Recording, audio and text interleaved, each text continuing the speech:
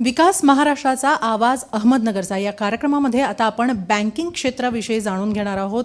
जिल्ह्यातील बँकिंग क्षेत्र कशा पद्धतीनं काम करत आहे याविषयी जाणून घेणार आहोत आणि यासाठी आपल्याबरोबर आता चर्चेसाठी उपस्थित आहेत डॉक्टर प्रशांत चंद्रकांत भालेराव. नमस्कार. तुमचं खूप खूप स्वागत आहे या कार्यक्रमामध्ये. प्रशांत भालेराव यांची थोडक्यात ओळख करून घेऊया.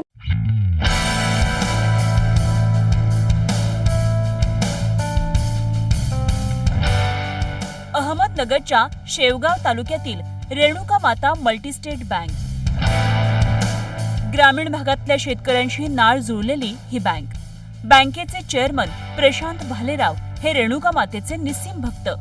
त्यांच्या दिवसाची सुरुवात होते तीच रेणुका मातेच्या दर्शनानं. सामान्य नागरिक आणि शेतकऱ्यांची आर्थिक पिळवणूक थांबवण्यासाठी त्यांनी 2004 साली रेणुका माता मल्टीस्टेट कोऑपरेटिव्ह अर्बन क्रेडिट सोसायटीची स्थापना केली. अल्पावधीतच 9 राज्यात बँकेचा विस्तार झाला. बँकेचे सुमारे 10 लाख सभासद आणि सुमारे 1200 कर्मचारी आहेत. Internet banking, ATM, mobile app banking, pause machine यासह शेअर ट्रेडिंग आणि डीमॅट खाते अशा सुविधा बँकेत उपलब्ध आहेत. कोरोना लॉकडाऊनच्या काळात ग्रामीण भागातील शेतकऱ्यांच्या पाठीशी बँक आणि प्रशांत भालेराव खंबीरपणे उभे राहिले. बँकिंग सेवा देता देता विनामूल्य आरोग्य सुविधा देखील बँकेने दिल्या. या सेवाभावी वृत्तीमुळेच आपला हक्काचा माणूस अशी प्रशांत भालेराव यांची ओळख निर्माण झाली आहे. प्रशांतजी, आपली बँकिंगची सुरुवात कशी झाली हे आधी सांगाल. मी 1997ला CAचा कोर्स जॉईन केला होता आणि ते करत असताना मी बऱ्याचशा बँकांचे ऑडिट करत होतो. ऑडिट करत असताना मला बँकेच्या कार्यप्रणालीची जी काही पद्धत होती त्यावेळेस प्रचलित ती पूर्ण कळली होती आणि ग्राहकांना काय अपेक्षित आहे, ग्रामीण भागामध्ये बँकिंग कशी झाली पाहिजे या संदर्भात मला बऱ्यापैकी जाणीव झाली होती. त्यामुळं मी 2004 साली एक छोटी शेवगावला रेणुका माता पतसंस्था सुरू केली होती, जिचं आत्ता रूपांतरित मल्टीस्टेटमध्ये झालेलं आहे. आंतरराष्ट्रीय स्तरावर बँकिंगमधल्या किंवा फायनान्समधल्या कोणकोणत्या सुविधा आपण ग्राहकांना पुरवता? माझं रेणुका माता मल्टीस्टेट हे एक पार्ट आहे, परंतु मी फायनान्समध्ये इंटरनॅशनल लेवलला काम करतो. आमचं ऑफिस न्यूझीलंडमध्ये आहे, ऑकलंडला. याच्यामध्ये आम्ही मोठे जे प्रोजेक्ट्स असतात त्याला फायनान्स उपलब्ध करून देतो. ज्यामध्ये इक्विटी असेल, डेप्ट्स असतील, तर याच्यामध्ये आपण बऱ्यापैकी आत्तापर्यंत भारतातल्या बऱ्याचशा प्रोजेक्ट्सला फायनान्स केलेला आहे. जो भारतातले जो रेट ऑफ इंटरेस्ट आहे त्याच्यामध्ये खूप कमी प्रमाणात, म्हणजे साधारणतः 5-5.5% तो फायनान्स तुम्हाला भारतामध्ये उपलब्ध होतो. त्यासाठी जे काही स्टँडर्ड्स असतात ते स्टँडर्ड्स आपण आपले जे काही कस्टमर्स आहेत त्यांच्याशी भेटून ज्या बँकांच्या नॉर्म्स असतील किंवा इंटरनॅशनल लेवलला जे फंडिंग होतं त्या फंडिंगसाठी जे काही नॉर्म्स असतात त्या नॉर्म्समध्ये आपण ते डॉक्युमेंटेशन्स पूर्ण करतो आणि भारतातला जो प्रोजेक्ट्स आहे त्या प्रोजेक्टला आपण इंटरनॅशनल लेवलला एक फायनान्स मार्केटिंग या पद्धतीने आपण प्रेझेंट करत असतो आणि बऱ्याचशा प्रोजेक्टला भारतामध्ये आपण फायनान्स पण उपलब्ध करून दिलेला आहे त्या माध्यमातून. शेअर मार्केटविषयी काय सांगाल आपण? कसा सल्ला? शेअर मार्केटमध्ये मी प्रोफेशनली काम करत नाही, परंतु माझा शेअर मार्केटमध्ये गेल्या 10-15 वर्षापासूनचा अनुभव आहे. मी बऱ्याचशा माझ्या मित्रांना, माझे जे काही परिचित आहेत त्या लोक जे माझ्याकडनं सल्ला घेतात त्यांना मी बरेचसे शेअर मार्केटचे काही टिप्स देत असतो रेग्युलरली, की ज्याच्यामध्ये कोणता स्क्रिप्ट तुम्ही घ्या, कोणता स्टॉक तुम्ही घ्या, किती दिवस होल्ड करायचा, कधी विकायचा, या संदर्भातले थोडेसे आमचं डिस्कशन होतं. आणि आत्तापर्यंत माझा अनुभव असा आहे की 99% माझ्या ज्या टिप्स आहेत त्या बऱ्यापैकी लागू पडलेल्या आहेत. प्रोजेक्ट फायनान्सविषयी थोडी माहिती द्याल, म्हणजे तिथं तुम्ही कसं मार्गदर्शन करता? प्रोजेक्ट फायनान्समध्ये जे नवीन प्रोजेक्ट सुरू असतात किंवा जे जुने प्रोजेक्ट्स आहेत त्यांना फायनान्स लागत असतो. त्या फायनान्ससाठी आपण बरेचसे क्लायंट्स आम्हाला अटॅच होत असतात. जसं मी तुम्हाला अगोदर सांगितलं की इंटरनॅशनल लेवलला फायनान्समध्ये आम्ही काम करतो, ज्याच्यामध्ये सिंगापूर असेल, ऑस्ट्रेलिया असेल, न्यूझीलंड असेल, हाँगकाँग असेल. ह्या इथं जे काही इन्व्हेस्टर्स आहेत किंवा ज्या मोठ्या बँका आहेत, काही चायनीज बँक आहेत, ICBC असेल, HSBC असेल, ह्या बँकांमध्ये आमचं टायप आहे. ह्या लोकांकडेही बरेचसे फंड्स अवेलेबल असतात. फक्त प्रॉब्लेम असा आहे की त्या लोकांना चांगले जे क्लायंट्स आहेत ते क्लायंट्स त्यावेळेस मिळत नाही किंवा क्लायंट्सला माहीत नसतं की ह्या बँकेमध्ये ही प्रोसिजर आहे. तर आपलं एक जे काम आहे ते कन्सल्टिंगचं काम आहे.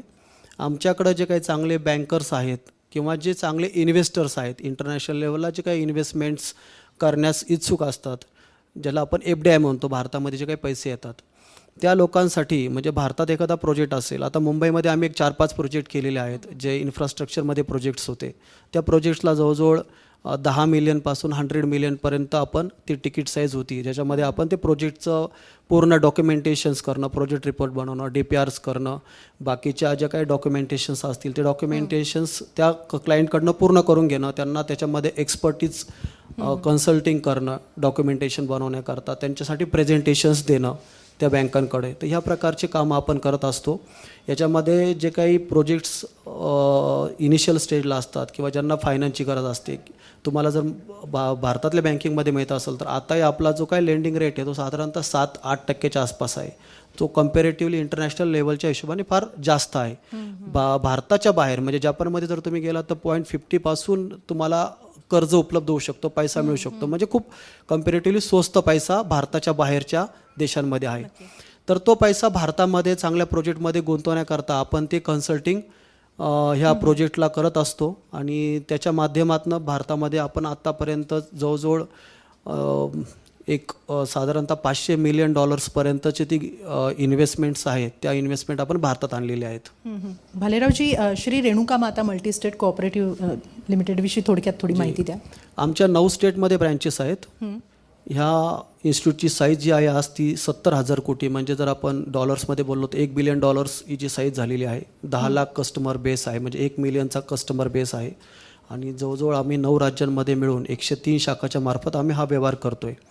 याच्यामध्ये ज्या ॲडव्हान्स बँकिंग फॅसिलिटीज आहेत त्या आपण टोटल आत्ता पुरवलेल्या आहेत. 2008 साली ज्यावेळेस CBS प्रणाली नवीनच सुरू झाली होती, ॲक्च्युली ती 1997 सुरू झाली, पण कोऑपरेटिव्हमध्ये आणि नगर शहरामध्ये ती इंट्रोड्यूस व्हायला 2010-11 उजाडलं होतं. परंतु 2008 सालापासून आपण CBSमध्ये काम करतो आहे. आज आमच्या कस्टमरला, आमच्या सभासदांना आम्ही इंटरनेट बँकिंग पुरवतो आहे. त्याच्यानंतर मोबाईल ॲप्स आहेत, पॉज मशीन्स जवळजवळ आम्ही आजच्या मितीला आमचे 61,000 पॉज मशीन्स बाजारात आहेत जे आम्ही फ्री ऑफ कॉस्ट करतो. पुढच्या ज्या बँका आहेत, बऱ्याचशा बँका ह्या त्याला रेंटल्स आकारतात, त्याच्यावर सर्व्हिस चार्ज असतो. म्हणजे जर तुम्ही काही व्यवहार केला तर that is the transaction charges, ते सुद्धा त्याच्यात आकारले जातात. परंतु आपण त्या फ्री ऑफ कॉस्ट आमच्या सभासदांना उपलब्ध करून दिलेल्या आहेत. त्याचप्रमाणे आज आमचे जवळजवळ 1,70,000पेक्षा जास्त कार्ड बेस झालेला आहे, ज्याच्यामधनं तुम्ही त्या कार्डमधनं ऑनलाईन, ऑफलाईन आणि ATMsवरनं ट्रान्झॅक्शन्स करू शकता. आणि भारतातल्या सगळ्या ATMsवर ते ट्रान्झॅक्शन्स अलाउड होतात. आता रिसेंटली आम्ही 3 महिन्यापूर्वी आम्ही बॉम्बे स्टॉक एक्सचेंज आणि नॅशनल स्टॉक एक्सचेंजला कनेक्ट केलेला आहे आमच्या मोबाईल ॲपला आणि इंटरनेट बँकिंगला. जे आमचे कस्टमर्स आहेत त्यांना डायरेक्ट ट्रेडिंग करता येईल. त्यांना they can open the demat accounts and trading accounts. तर त्यांच्यामध्ये नगरमध्ये अशी ऑनलाईन सुविधा पुरवणारे माझ्या माहितीप्रमाणे एक ठराविक इन्स्टिट्यूट आहे, त्याच्यामध्ये आम्ही एक आहोत. आपण इतरही अनेक व्यवसाय करतात, त्याच्यातूनही आपण बरंच कार्य करत आहात, तर त्याविषयी थोडक्यात माहिती. माझी एक IT कंपनी आहे, रेणुका माता इन्फो सोल्युशन्स लिमिटेड. आम्ही सॉफ्टवेअर डेव्हलपमेंट्समध्ये आहोत. बरेचसे बँकेचे सॉफ्टवेअर्स आणि इतर softwares as per the requirement आम्ही डेव्हलप करत असतो. त्याच्यानंतर जसं तुम्ही सांगितलं की चंद्रकांत मंगल व्हेंचर्स नावाची आमची एक प्रायव्हेट लिमिटेड कंपनी आहे, ज्याच्यामध्ये गव्हर्नमेंट टेंडर्समध्ये आम्ही काम करतो आहे. त्याच्यानंतर आम्ही बरेचसे प्रोडक्शन हाऊस आहे. माझे रेणुका माता प्रोडक्शन हाऊस आहे, ज्याच्यामध्ये शेवटची आमची एक मराठी सिरियल येऊन गेली होती, माझी रेणुका माऊली म्हणून. आणि आम्ही आता वर्किंग करतो. साधारणतः 3 सिरियल्स आमच्या पाईपलाईनमध्ये आहेत. मग चांगल्या मोठ्या चॅनल्सवर त्या सिरियल्स टेलिकास्ट होतील पुढच्या 1-2-3 महिन्यानंतर. त्याचबरोबर मी न्यूझीलंडमध्ये जे हॅमिल्टन गाव आहे तिथं जे डेअरी सोल्युशन्स नावाची एक कंपनी आहे, जी that is the top of, म्हणजे जगामध्ये पहिल्या 5 मध्ये ती कंपनी येते. त्या कंपनीमध्ये मी काम करतो.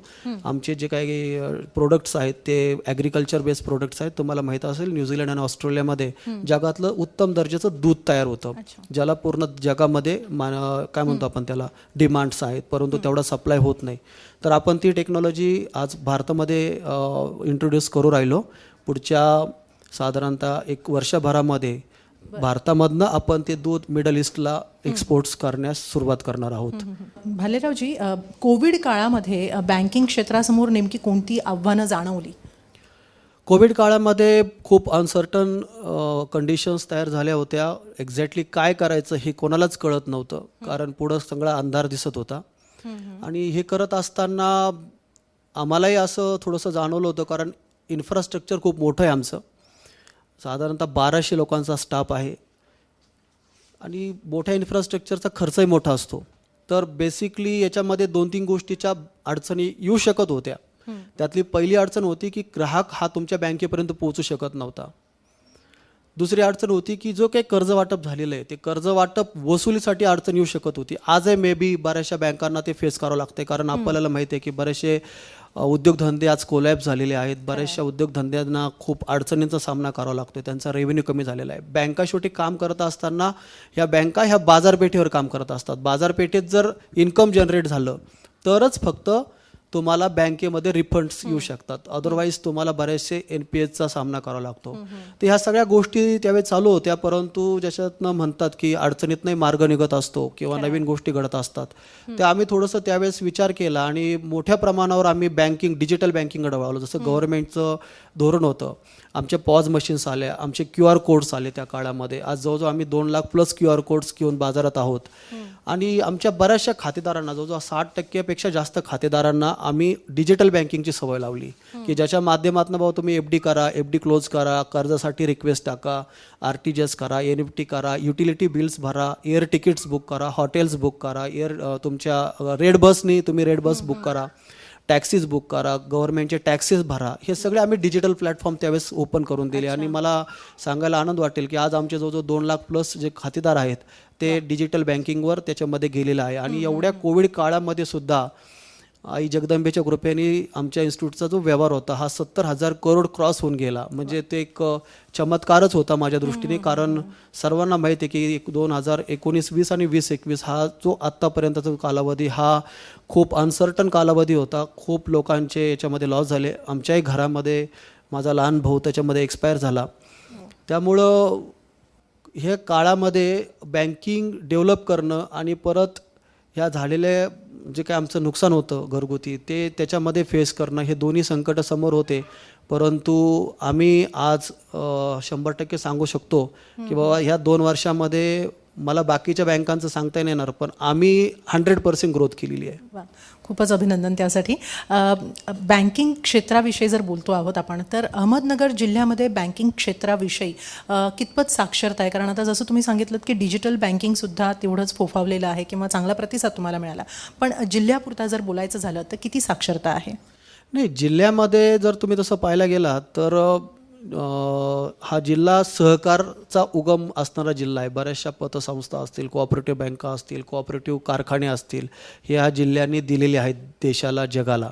आणि कोऑपरेटिव्हची खरी संकल्पना जी आहे ती संकल्पना ह्याच जिल्ह्याने पूर्ण देशाला आणि जगाला याच्यामधनं मार्ग दाखवलेला आहे. माझ्या अंदाजाप्रमाणे किंवा मला जेवढं मी ज्याच्यामध्ये काम करतोय त्या हिशोबाने अर्बन आणि सेमी अर्बनमध्ये बऱ्यापैकी पर्क्युलेट झालेलं आहे बँकिंग, पण रुरल भागामध्ये अजून खूप स्कोप आहे काम करायला. इनफॅक्ट नगरमध्येच नाही, नगर जिल्ह्यामध्येच नाही तर पूर्ण महाराष्ट्रामध्ये हा स्कोप आहे. परंतु कम्पॅरेटिव्हली इतर जिल्ह्यापेक्षा नगर जिल्ह्यामध्ये हे जे बँकिंग आहे हे बँकिंग बऱ्यापैकी रुरल भागापर्यंत पर्क्युलेट झालेलं आहे. आणि बरेचसे लोक त्याचा आज काय म्हणतो आपण की बेनिफिट पण घेत आहेत. आणि याच माध्यमातून बऱ्याचशा लोक आज ह्या बँकिंग क्षेत्राशी पूर्वी जोडलेले होते, परंतु आता मोठ्या प्रमाणावर जोडले गेलेत. कारण डिजिटल बँकिंग जेव्हापासून आले, लोकांना कॅश करन्सी, पूर्वी तुम्हाला माहीत असेल की भारतामध्ये जी टेंडन्सी होती व खिशात कॅश पाहिजे ती टेंडन्सी बऱ्यापैकी कमी झालेली आहे. लोक आज प्लास्टिक मनी असेल किंवा डिजिटल मनी असेल याच्यावर आता बिलीव्ह करायला लागलेले आहेत की त्याच्यामधनं बाबा की आपण गुगल पे असेल किंवा फोन पे असेल. आता आम्ही तसं आमचा एक रेणुका पे आणलेला आहे की याच्यामधनं तुम्ही डिजिटली QR कोड स्कॅन करून पेमेंट करू शकता किंवा डिजिटली पेमेंट करू शकता किंवा फोनवरनं तुम्ही पेमेंट करू शकता. तर ह्या प्रकारच्या अवेअरनेस आणि लोकांमधली जी उत्सुकता आहे किंवा लोकांमध्ये ही गरज तयार झालेली आहे. आणि मला वाटतं की नगर जिल्हा हा महाराष्ट्रामध्ये अग्रेसिव्ह आहे बँकिंगच्या ह्या सुविधा वापरण्यासाठी. नक्कीच, म्हणजे जी मुहूर्तमेढ सहकार क्षेत्राची रोवली गेली तर ते अजूनही नगरच्या मातीमातीत असं तर रुजलेलं दिसून येतं किंवा बँकिंग क्षेत्राचं भविष्य सुद्धा तितकंच चांगलं दिसतं आहे. खूप खूप धन्यवाद सर.